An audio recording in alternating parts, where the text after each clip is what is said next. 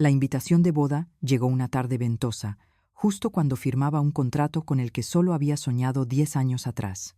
El papel era grueso, la tinta dorada. El nombre de mi hermana Sara brillaba como una luz alimentada por una vida entera de halagos. Dejé la invitación sobre la mesa, con el corazón latiendo con la misma fuerza que cuando tras la puerta escuché a escondidas las palabras que me habían alejado de mi familia. Pensé en deshacerme de él. Pero 10 años es un número que importa. Cuenta las noches que dormí en sillas incómodas, los rechazos laborales por una llamada invisible, las horas que corrí hasta que me dolían los pulmones y no podía respirar como un niño pequeño. Y también cuenta los contratos que gané, las manos que ya no necesitaba sostener. Finalmente, me puse un vestido rojo que me quedaba perfecto como respuesta. No una disculpa, sino una existencia clara y sin restricciones. El salón de banquetes se extendía como una pista de despegue para aquellos destinados a triunfar. Lámparas de araña de cristal proyectaban destellos de luz. La gente reía, alzaba sus copas y hablaba de lo mismo sobre la felicidad y el futuro. Entré y sentí las miradas recorrerme como un dedo que tantea la temperatura de un vaso.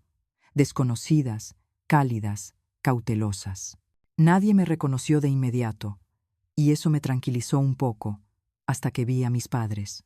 Mi padre era mayor, pero su sonrisa era la misma, una máscara colocada en el ángulo preciso.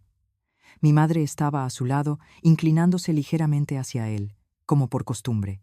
Los miré y comprendí que había regresado no para pedir aceptación, sino para volver a medir la distancia que nos separaba, la distancia de 10 años de silencio, de una voluntad transformada, de un hijo borrado de una foto familiar donde nadie notó el vacío. Sara era hermosa, como un cuento cuyo final se conocía desde el principio. Su vestido blanco la envolvía. Su sonrisa abría caminos rectos, sin baches. Me miró solo un instante con los ojos muy abiertos, como si alguien hubiera corrido una vieja cortina, levantando más polvo del que pretendía. Oí mi respiración tranquila, una respiración que había practicado durante tanto tiempo. Michael estaba a su lado, elegante, creyendo en el presente como quien cree en el tiempo después de leer el pronóstico. Miró de mí a Sara, luego de nuevo a mí. La pregunta salió, tan naturalmente cruel. ¿Te conoces? Sonreí, sintiendo como 10 años me recorrían la garganta como un vino que no necesitaba sorbos. Más de lo que imaginas. La respuesta quedó suspendida entre nosotros como un puente cuyas capas de refuerzo solo yo conocía. No necesitaba decir más. El silencio fue elocuente. Trajo consigo otras miradas, ceños fruncidos y los pasos de mis padres que se acercaban. Mi padre habló primero, siempre hablaba en cada habitación, pero su voz se quebró en pequeños fragmentos, como si incluso las palabras intentaran salvar las apariencias. «¡Qué sorpresa!», dijo. «No sabíamos que ibas a venir». Respondí en voz lo suficientemente baja para que la gente cercana me oyera sin pensar que estaban escuchando a escondidas. Yo también me sorprendí cuando recibí la invitación. Después de 10 años, pensé que ya no era de la familia. Mi madre me puso la mano en el brazo. El tacto era tan frío como una cuchara de plata olvidada en un cajón. «Eres diferente», dijo. No bajé la mirada hacia mi vestido ni me pasé la mano por el pelo. Dejé pasar la frase, como un pequeño bote que encuentra su propia orilla. En ese instante, comprendí todo el guión de la noche. La gente intentaría reacomodar las sillas, apartarme, presentarme como un conocido lejano y luego cerrar la conversación con una felicitación impersonal. Pero el único guión que aceptaría a partir de ese momento era el que yo mismo había escrito. Y lo que necesitaba esa noche no era una confrontación ruidosa, sino precisión.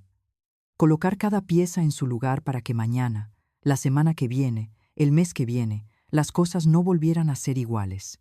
Retrocedí un poco, lo justo para evitar el cortés abrazo de mi madre.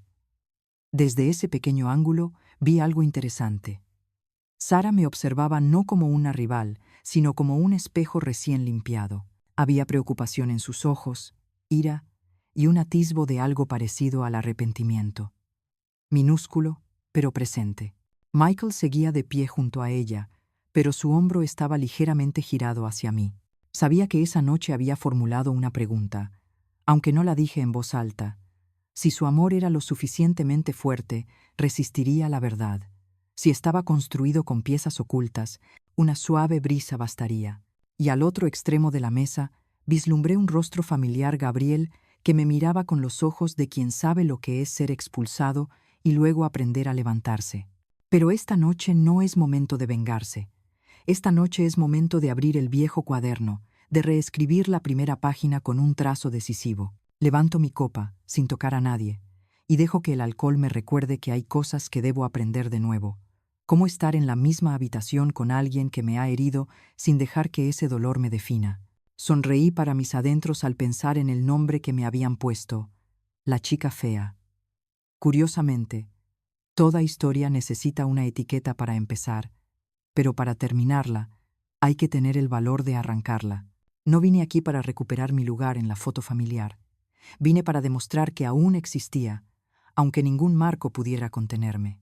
Y mientras el presentador llamaba la atención de todos para el primer discurso, mientras las palabras brillantes comenzaban a pintar la imagen perfecta de una familia feliz, sentí que algo me invadía.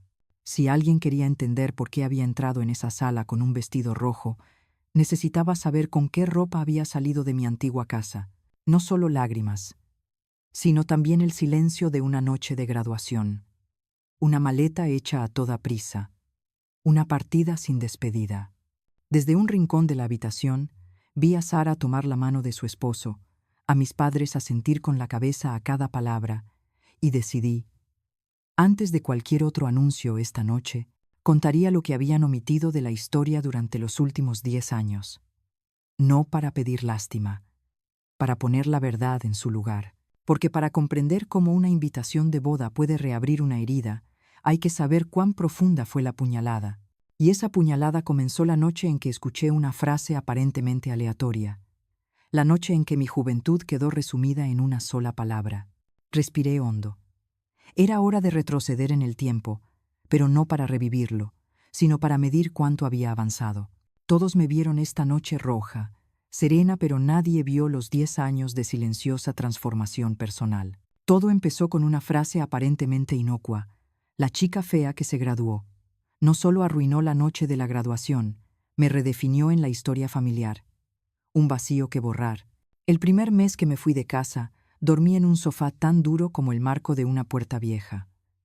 Trabajaba de camarera en una cafetería durante el día y por la noche introducía datos hasta que me dolían los ojos.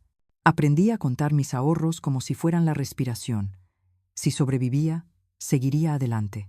Una vez, solicité unas prácticas en una empresa financiera local.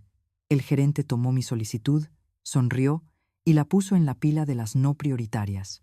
Esa noche, hablé con una vieja amiga. Alguien había llamado antes, una voz familiar que decía que no encajaba con la imagen. Resultó que, incluso después de irme de casa, seguía viviendo bajo su sombra. Cambié mis gafas por lentillas, no para verme bien, sino para ver la vida de otra manera. Mi acné desapareció poco a poco cuando dejé los dulces y los sustituí por largas carreras al amanecer. Cada vuelta era una declaración de principios. No encajo en tu definición. Iba a clases nocturnas de administración. Me sentaba en la mesa del fondo y tomaba apuntes hasta que me dolían las muñecas. Recuerdo perfectamente la clase de reestructuración de deuda. El profesor escribió en la pizarra 3 palabras. Flujo de caja real. Supe entonces que, si quería escapar de esas palabras tóxicas, tenía que generar cifras irrefutables. El primer contrato llegó una tarde lluviosa. Una pequeña empresa atrapada entre un préstamo y una factura, con facturas acumulándose. Propuse reducir los ciclos de inventario, renegociar los límites, reprogramar los pagos en función de las ventas. Nada glamuroso, pero sí efectivo. Firmaron el contrato de 50.000 euros con mano temblorosa. El director me estrechó la mano callosa de alguien que venía de la fábrica, a diferencia de los apretones de manos refinados de casa. 3 meses después, la rotación de inventario había bajado un 22%. Al final del trimestre, habían salvado 18 puestos de trabajo. Esa noche lloré, no de victoria, sino porque por primera vez sentí que había creado algo que podía valerse por sí mismo sin ellos. Los rumores sobre mí seguían un paso por delante, pero los resultados empezaron a superarlos. Construí Altus no con eslóganes, sino con cambios de rumbo y hojas de cálculo. En 3 años llevamos a cabo 12 proyectos de reestructuración, con un 78% de éxito. Monteverde, un proyecto inmobiliario que había sido inflado como una burbuja de jabón, me hizo reencontrarme con viejos fantasmas. Vi cómo se inventaban los contratos, cómo se ocultaban los riesgos tras presentaciones brillantes. Podría haber presionado a los medios para que los expusieran, pero elegí el camino largo: recomendar una fusión competitiva, devolviendo el dinero real a donde correspondía. Cuando el proyecto se estancó, la prensa lo tachó de desliz, pero yo lo consideré una lección. El único poder que no se vuelve en contra es el poder disciplinado y basado en principios. Claro que no fui noble durante 10 años. Hubo noches en que quise llamar y gritarle al teléfono que ya no era fea, que había cambiado, pero cada vez me preguntaba, si todo se trataba de refutar una etiqueta, ¿para quién vivía? Aprendí a moderar mi afán de aprobación y a canalizarlo hacia la disciplina. Corría por la mañana, trabajaba al mediodía, estudiaba por la noche. Mis amigos empezaron a describirme como una persona terca. Acepté esa etiqueta. El carácter, como un balance, es tan bueno como su capacidad para resistir una auditoría. Mamá nunca llamó. Papá nunca llamó. De vez en cuando, veía fotos familiares nuevas en Internet. Cuadrados perfectos, iluminación perfecta, un espacio vacío perfecto donde yo debería haber estado. Ya no sentía el dolor. En cambio, una extraña sensación de claridad. Sabía que si algún día regresaba, tendría que traer algo que hiciera imposible el silencio. No un escándalo, sino una presencia lo suficientemente fuerte como para que se fijaran en mí. Me di cuenta de que venganza no era más que otra palabra para justicia, y mi justicia debía estar estructurada. Redacté un conjunto de principios para Altus. Nada de información privilegiada, nada de manipulación de informes, nada de adornos innecesarios en los contratos. Lo firmé por adelantado, para recordarme que el único poder digno de confianza es aquel que se pone límites. Y entonces llegó la invitación de boda. La dejé sobre la mesa, junto a los planes trimestrales de Altus. Los 2 papeles se miraban fijamente, como 2 versiones de la misma historia. Una me invitaba a regresar como personaje secundario. La otra me preguntaba si me atrevía a intervenir como guionista del tercer acto. Elegí. Al entrar esta noche al salón de baile, esos 10 años me acompañan, sin aspavientos ni adornos. Se nota en mi postura, en mi forma de hablar, breve y concisa, en mi mirada, que ya no busca aprobación. Y si alguien me pregunta cómo pasé de ser un patito feo a estratega, responderé: aprendiendo a guardar silencio en el momento oportuno y a hablar en el lugar preciso, haciéndome responsable de los resultados antes de pedir a otros que se responsabilicen de sus palabras. Pero aunque 10 años me hubieran enseñado disciplina, había una disciplina que permanecía intacta esta noche: la sensación de estar en la misma habitación con personas que me habían excluido de su familia, sabiendo que una palabra oportuna podía cambiarlo todo. No había venido a exponerme, había venido a ejercer presión, y sabía que esa presión aparecería en el lugar más inesperado, entre los discursos pulidos y los brindis, porque basta con que una sola persona se levante y declare públicamente el verdadero valor para que la balanza se incline. Y ese momento en que la mesa del banquete se convierte en mesa de negociación se acerca. Miro hacia el atril, donde los brindis están a punto de comenzar, y me preparo para una noche llena de sorpresas. El anfitrión pidió un brindis. Las palabras se lanzaron al aire como fuegos artificiales ensayados. Familia, amor, nuevos comienzos. Las vi caer, brillando sobre la mesa, para luego desaparecer sin dejar rastro. Sara apretó la mano de Michael con más fuerza. Mi padre asintió al ritmo de cada brindis, como si pulsara un botón para controlar una presentación de diapositivas perfecta. Comprendí. Este era el momento en que cerraban la caja esta noche, ocultando todas las asperezas en su interior. Me puse de pie. No intenté crear dramatismo. Simplemente asentí al micrófono. Dejé mi copa y me presenté brevemente. Soy la hermana de la novia, como si dijera algo que la sala hacía tiempo que había olvidado. No me temblaban las manos. Ya me habían temblado bastante en 10 años. Conté una historia sin mencionar a nadie, sobre una foto familiar a la que siempre le faltaba un hueco, sobre un niño al que juzgaban por el color de su piel y sus brackets, sobre cómo un nombre fue relegado a un segundo plano porque no encajaba con la imagen. No acusé a nadie. Expuse la verdad como una balanza, dejando que se inclinara.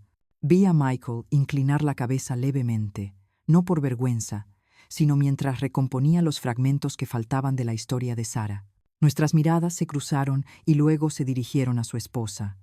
Había en ella una pregunta que nadie había previsto para esa noche. Sarah mantuvo la sonrisa, pero sus labios estaban apretados, como quien guarda un secreto durante mucho tiempo y teme que se revele. Devolví el micrófono, a punto de retirarme a mi habitación, cuando la voz de mi padre resonó, intentando disimular lo que acababa de decir con una capa de palabrería. Todas las familias tienen sus pequeños malentendidos. Antes de que pudiera continuar, Gabriel apareció a mi lado, en silencio, lo suficientemente cerca para que pudiera oírlo. ¿Sigues pensando en Monteverde? Me sorprendió que usara el tú, una intimidad que no se desvaneció, pero tampoco se desbordó. Lo miré, los ojos de alguien a quien le habían robado su credibilidad, penetrando la forma en que el poder distorsiona la verdad. ¿Qué tienes tú que yo no tenga?, pregunté. Una pieza del rompecabezas, y una pregunta dijo: si tuvieras la oportunidad de cambiar el rumbo del partido esta noche, ¿cambiarías las reglas o las modificarías? Sonreí.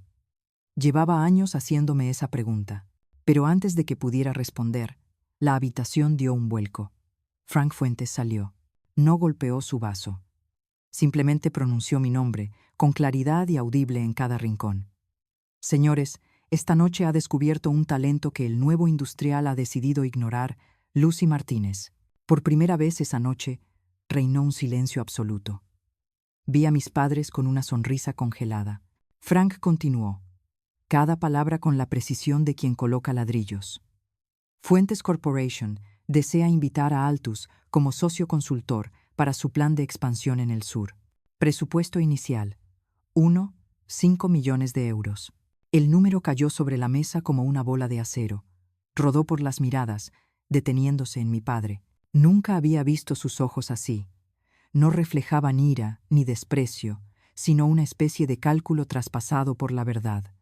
Sarah se giró bruscamente hacia Michael. Sus brazos se detuvieron. Michael no volvió a mirarme, me miró a mí. La extraña mirada de un hombre que amaba, dudaba y anhelaba justicia. Di un paso al frente y le tendí la mano a Frank. Si cooperas, tengo condiciones, dije. Transparencia. Prohibido el uso de información privilegiada. Un mecanismo de supervisión independiente. Frank asintió, casi aliviado de oír a la persona frente a él mencionar las cosas que él mismo había estado impulsando pero postergando. Dame el borrador, dijo. La semana que viene.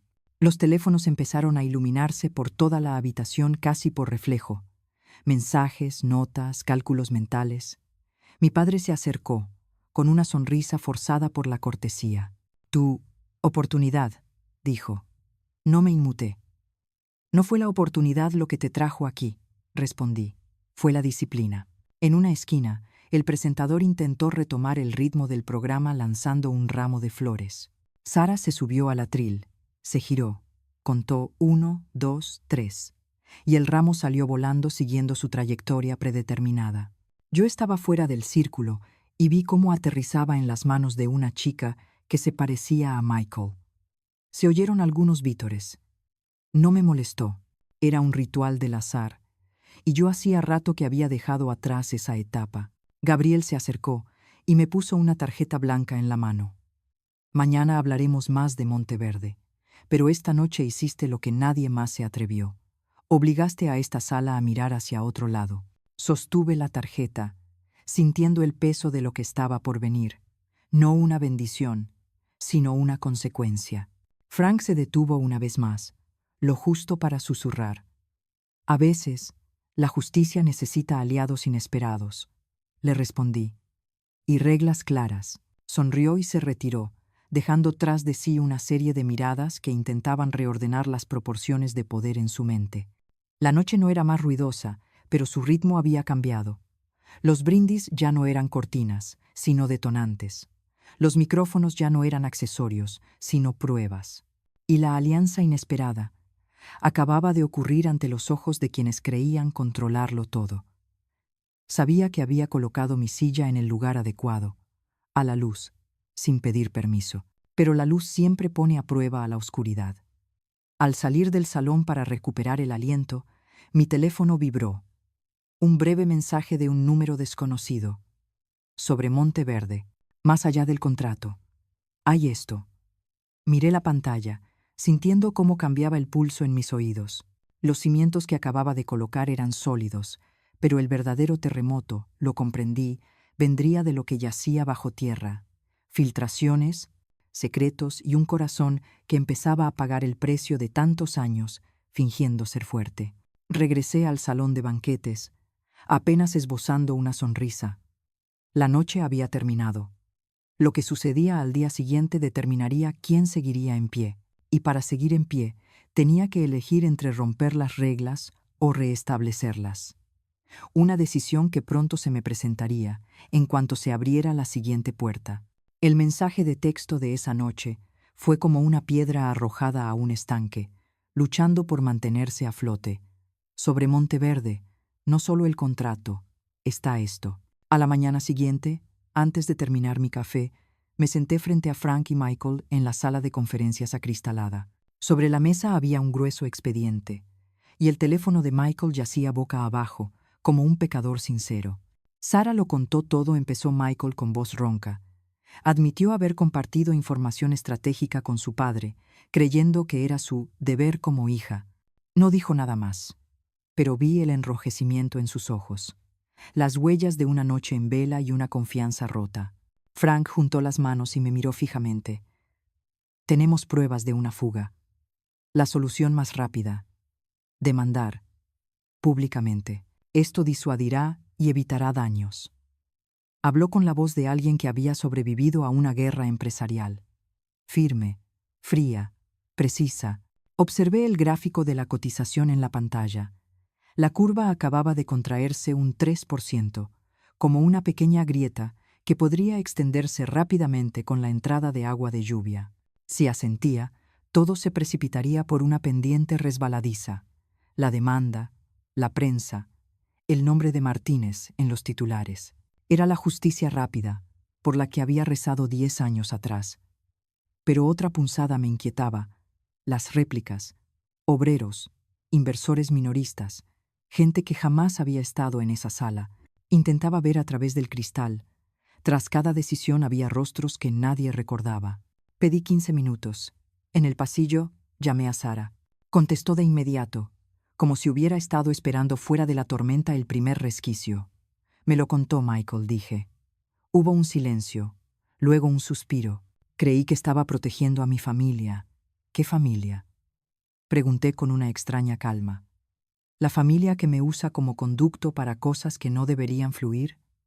Un sollozo contenido se le escapó. Lo siento, Lucy. Esas dos palabras fueron como un corte limpio, no profundo, pero sí preciso. Me di la vuelta. Frank esperó. Michael bajó la mirada.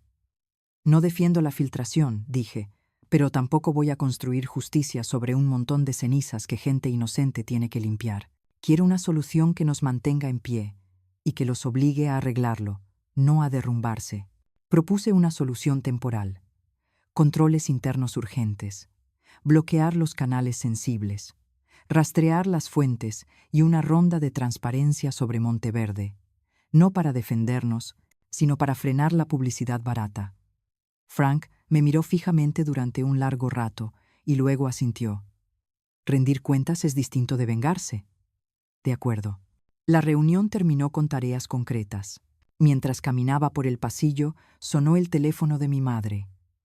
Una sola frase hizo que todo se cayera al suelo. Tu padre está de camino a urgencias. Los hospitales siempre huelen a verdad. Sin perfume, sin lámparas de araña, sin eslóganes. Solo una luz tan blanca que lo que escondemos en las sombras sale a la luz. Estaba de pie fuera de la sala de recuperación, observando cómo los números verdes giraban en la pantalla. El hombre que me echó de casa yacía allí, pequeño y real, como una versión sin coraza social. ¿Estás aquí?, preguntó con una voz débil como un hilo. Me senté, sintiendo de repente nostalgia de mí misma, de hacía 10 años. La niña de pie tras la puerta, temerosa de gritar por miedo a ser oída. Dicen que estaré bien, intentó sonreír, pero supongo que no tendré tiempo para vivir como antes. No respondí. Esperé las palabras necesarias. Me equivoqué, dijo. Lentamente, palabra por palabra. Envolví a mi familia en un envoltorio de imagen y luego asfixié lo que vivía dentro. Te recorté de la foto para que se viera mejor. Lo llamé por el bien mayor. La verdad es que fue por mi propia sombra. Sentí un nudo en la garganta, no de perdón, sino de reconocimiento de la herida que acababan de señalar. Anoche continuó. Cuando oí a Frank decir tu nombre, sentí un orgullo que no me correspondía. Tú creaste lo que yo no pude, principios. Me tomó la mano, tan débil que podría haberla retirado en cualquier momento. No te pido que me sueltes, te pido que no te conviertas en mí. No uses la verdad como un cuchillo, úsala como una regla. Oí los pasos ligeros de mi madre acercándose, deteniéndose en la puerta. No intervino, tenía los ojos llorosos, como si firmara una confesión silenciosa. Puse mi otra mano sobre la suya. Era la primera vez en 10 años que 3 manos se tocaban sin que mediara ninguna acción. El médico le aconsejó reposo. Antes de irse, dijo algo breve pero importante. He modificado el testamento, no para compensarlo, sino para ponerlo en su sitio. Asentí. El dinero nunca había sido un problema, pero el orden sí. Me senté en el largo pasillo, entre el sonido de pasos y carritos metálicos, y volví a abrir el archivo de Monteverde. Facturas, anexos, calendarios de envíos, registros de transferencias se difuminaban como una serie de evasivas. La elección volvía a ser la misma. Si los publicaba todos, arderían. Y yo, la chica a la que una vez llamaron fea, estaría entre las llamas como vencedora. Pero había otra victoria que me llamaba: obligarlos a cambiar su estructura para que nadie pudiera volver a usar la belleza para pisotear la verdad. Sonó el teléfono. Gabriel. Confirmación interna. Frank sigue prefiriendo demandar. Lo conozco. Yo también estaba allí. Le respondí por mensaje. Dame 24 horas. Tengo una tercera opción. Regresé a la sala de recuperación, observando a mi padre dormir y a mi madre con la cabeza gacha. Comprendí que mi búsqueda de justicia tendría que seguir un camino difícil. Del dolor a la comprensión, a la construcción, salí del hospital al anochecer, decidido a redactar una propuesta que no se ajustara a los esquemas convencionales. Un acuerdo que obligara a ambas partes a salir a la luz, no para humillarse mutuamente, sino para que nadie tuviera dónde esconderse. Al cerrarse las puertas del ascensor, me vi fugazmente en el espejo. Mis ojos ya no buscaban aprobación, pero tampoco venganza. La verdad me había arrebatado el derecho a enfurecerme. A cambio, me había otorgado el derecho a legislar. Y pensaba ejercerlo. Cogí el teléfono y llamé a Frank. Mañana quiero presentarte una propuesta de fusión con una cláusula moral. No te hará feliz de inmediato, pero garantizará la continuidad de tu empresa durante 10 años. Hubo un breve silencio al otro lado de la línea. 10 años, repitió. De acuerdo, te escucho. Colgué el teléfono y respiré hondo.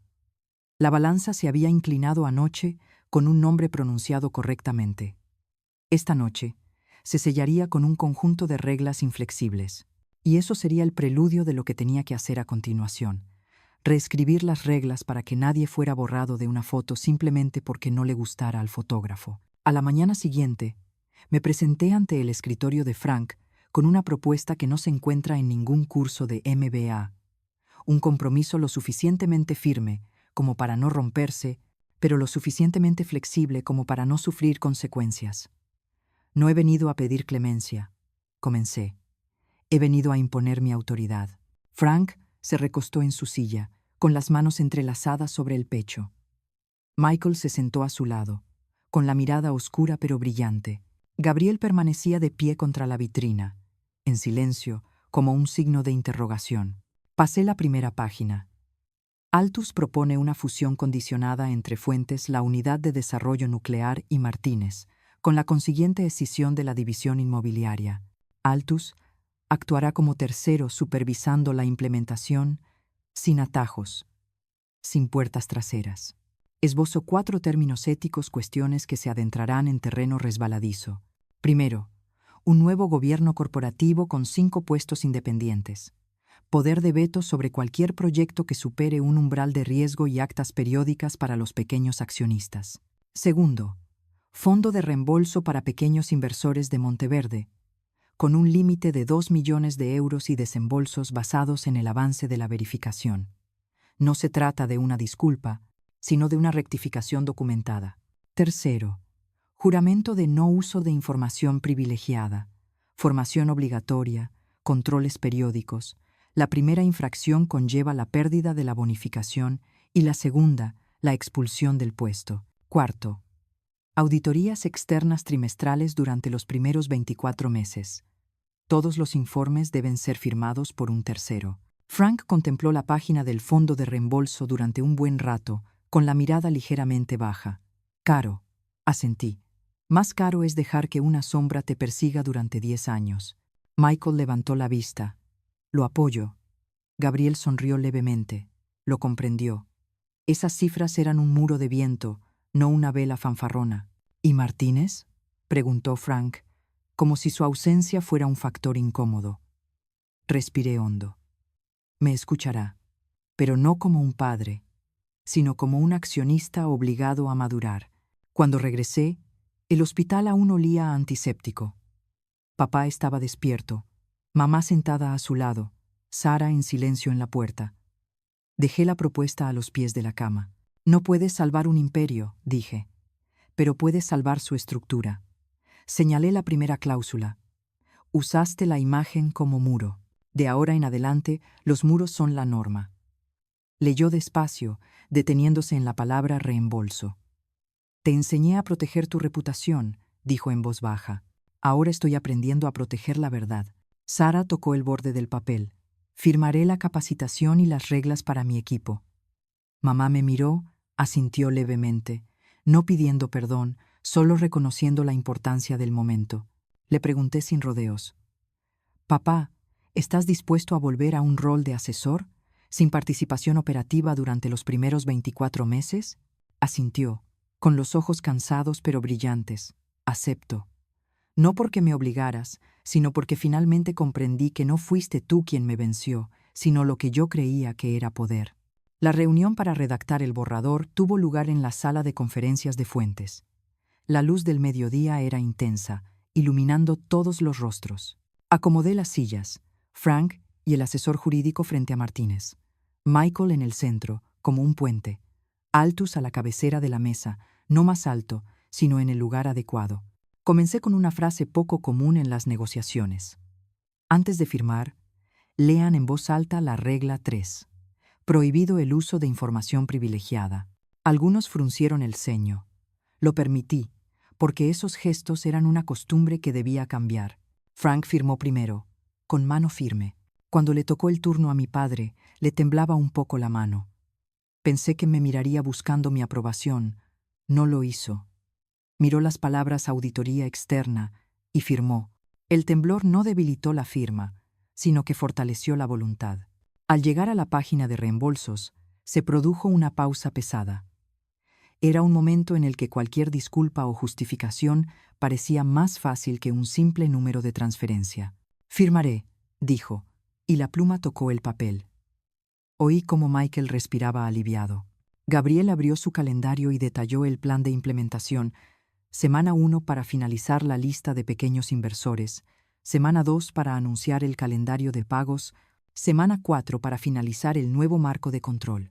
Finalmente, saqué un trozo de papel de mi bolso. Compromiso moral personal.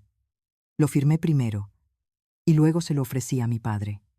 No es necesario, dije. Lo leyó y levantó la vista. Lo necesito más de lo que crees. Esta vez la letra era más firme.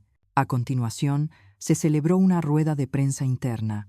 Dije brevemente, esto no es una victoria para nadie, sino un límite para todos. Frank añadió. Las empresas seguían más por la fe que por el beneficio. Nadie aplaudió y me alegré. Las palabras sinceras no necesitan fuegos artificiales. Por la tarde, regresé a la oficina de Altus. La invitación de boda enmarcada seguía sobre mi escritorio. Coloqué una copia de los nuevos estatutos junto a ella, 2 fragmentos de la misma historia, uno que me invitaba a regresar como personaje secundario y otro que me permitía reescribir el tercer acto como guionista. Les escribí al equipo. Mañana, primer entrenamiento. No para Fuentes, no para Martínez, sino para el nombre que queremos llevar dentro de 10 años. Al caer la noche, recibí una llamada de Michael. Gracias, dijo con voz más suave. No por la empresa, sino por Sara. Está empezando a comprender que honestidad no significa traición. Le respondí. La verdad a veces duele, pero cura. Hizo una pausa. El sábado, una pequeña cena familiar. Si quieres, miré por la ventana las luces de la ciudad. Un día sin trabajo, dije. Iré. Antes de apagar la luz, pienso en lo que me dijo mi padre en el hospital. No uses la verdad como un cuchillo. Úsala como una regla. Hoy se ha trazado la primera línea recta, pero la justicia no se detiene en una firma. Reside en cada informe trimestral, en cada reunión tediosa, en cada rechazo a un atajo tentador. Sé que mañana habrá resistencia, sonrisas forzadas y llamadas sospechosas. Está bien. Un nuevo esqueleto necesita tiempo para desarrollarse. Cerré la puerta, llevándome consigo el silencio de una batalla incruenta pero igualmente agotadora. Ante mí se extendía el escenario final. No un espectáculo de fuegos artificiales, sino un suave recordatorio. Las familias reales no son marcos de fotos, sino manos lo suficientemente valientes como para escribir los términos que las hacen menos poderosas pero más humanas. Y ahí terminaría la historia, no con un estruendo ensordecedor, sino con una puerta abierta. ¿Nos atrevemos a seguir viviendo según las reglas que nos hemos impuesto? 3 meses después, la invitación de boda de Sara seguía sobre mi escritorio, junto a un delgado documento firmado por 3 familias. Ambos papeles se miraban cada mañana como un recordatorio. Algunas historias comienzan con la eliminación, pero terminan con nuevas reglas. La cena familiar de Michael tuvo lugar en una habitación con poca luz. Sara llegó 5 minutos antes que yo. Se sentó frente a mí, con las manos cuidadosamente colocadas en el regazo, como si temiera derramar algo frágil. Envié el primer calendario de entrenamiento, dijo sin rodeos. Mi equipo se quejó, pero lo leyeron. Asentí. Leer es el primer paso hacia la honestidad. Mamá llegó después, trayendo mi pastel favorito de la infancia. No dio explicaciones ni justificaciones. Simplemente dijo, si no te gusta, déjalo. Corté un trozo, lo suficiente para que supiera que el pasado ya no tenía derecho a dictar el presente. Papá no estaba. Me mandó un mensaje. Iré cuando tenga nuevas piernas, no piernas de orgullo, sino piernas firmes en mis principios. Lo leí y dejé el teléfono boca abajo. A veces, las grandes promesas tardan en convertirse en pequeños hábitos. La cena transcurrió sin incidentes. Hubo largos silencios, cambios de tema incómodos. Pero entre tanto rodeo, vi algo que creía muerto: el esfuerzo. Michael me contó que seguían con su terapia de pareja. Sara escuchó, sin ponerse a la defensiva, cuando dijo, me temo que solo soy un reflejo de mi padre. Dejé los palillos. Los espejos pueden girar. Sonrió. Fue su primera sonrisa sincera de la noche. Michael caminó a mi lado al salir. Gracias por no precipitar las cosas, dijo. Es más difícil construir un puente que una valla, respondí. Pero una vez construido, es más fácil para todos. En la oficina, comenzó el primer proyecto bajo la nueva normativa. Las reuniones eran largas y tediosas. Las listas de tareas, frías como el acero. Cada vez que alguien sugería flexibilidad a la antigua usanza, nos deteníamos y señalábamos el punto 3. Nadie aplaudía. Ya no hacía falta aplaudir. La confianza creció silenciosamente como un músculo, dolorida al ejercitarla, fuerte al usarla. Una tarde, mamá pasó por casa, Trajo un viejo marco de fotos, al que le habían cortado una esquina y lo habían pegado torpemente. «No espero que lo cuelgues», dijo con vacilación. «Solo quiero que sepas que estoy aprendiendo a no tener miedo». Apoyé el marco contra la pared, sin colgarlo, sin guardarlo. Hay cosas que necesitan tiempo para asentarse antes de encontrar un clavo. Esa misma noche pasé por el hospital a recoger a mi padre tras su revisión. Caminaba despacio pero sin prisa. De camino al coche me preguntó: «¿Sigues enfadado?». Reflexioné un instante y respondí: «La ira es una buena herramienta para sobrevivir, no para construir. Conserva tu memoria. Deja ir tu ira». Sonrió con cansancio. «También estoy dejando ir parte de mi orgullo». No hicimos más promesas. Algunos acuerdos solo se mantienen vivos mediante pequeñas acciones repetidas. El día de la inauguración del proyecto conjunto, me encontraba al borde del escenario, sin pompa ni eslóganes. Solo una lista con los nombres de los inversores minoristas que ya habían cobrado y un aviso de auditoría trimestral. Frank me estrechó la mano y dijo simplemente: «Un largo viaje comienza con el fin de un mal hábito». Gabriel se acercó después y me entregó un informe. Ninguna diferencia. 3 palabras más áridas que el desierto, y sentí que se me cerraban los ojos. El epílogo no es un punto final, es una larga pausa para respirar. Mi familia aún no es perfecta. Sara tiene días en que quiere rendirse. Mamá sufre recaídas silenciosas. Papá todavía se siente incómodo al pedir consejo antes de tomar decisiones. En cuanto a mí, a veces todavía sueño con un largo pasillo con puertas cerradas. Pero al despertar, recuerdo, he aprendido a repartir llaves, no para abrir todas las puertas, sino para que nadie se quede fuera simplemente porque no sea agradable a la vista. Si tuviera que definir mi justicia hoy, la llamaría segundas oportunidades condicionadas. Una oportunidad para quienes se disculpan con sus acciones, para quienes reparan sus errores mediante la disciplina, para quienes se atreven a resistir ante un atajo fácil. Y si me preguntan si la venganza ha desaparecido, la respuesta es no. Se ha transformado en disciplina, luego en un registro y finalmente en una fotografía olvidada. Regresé a la mesa y miré la invitación de boda y las reglas que estaban una al lado de la otra. Una me invitaba a regresar como personaje secundario. La otra me permitía seguir escribiendo como guionista. Elegí la segunda, pero conservé la primera para recordar algo sencillo. Hay personas a las que queremos no porque se lo merezcan, sino porque queremos intentarlo de nuevo con reglas más benévolas. Y quizá ese sea el milagro más silencioso de todos. No el colapso, sino la perdurabilidad de lo cotidiano. La cena habitual, la reunión puntual, el asentimiento antes de firmar, la llamada que dice: «Hoy hice bien lo difícil». La puerta principal está entreabierta. Para el resto de nosotros, ¿nos atrevemos a vivir según las reglas que nos hemos impuesto? Si estuvieras en tu lugar, ante la disyuntiva de demoler o reconstruir, ¿qué harías? Deja tu punto de vista. En la siguiente sección, te contaré 3 momentos que llevaron a quienes se oponían a la Carta Magna a firmarla voluntariamente, y por qué aceptaron ceder poder a cambio de algo más sostenible.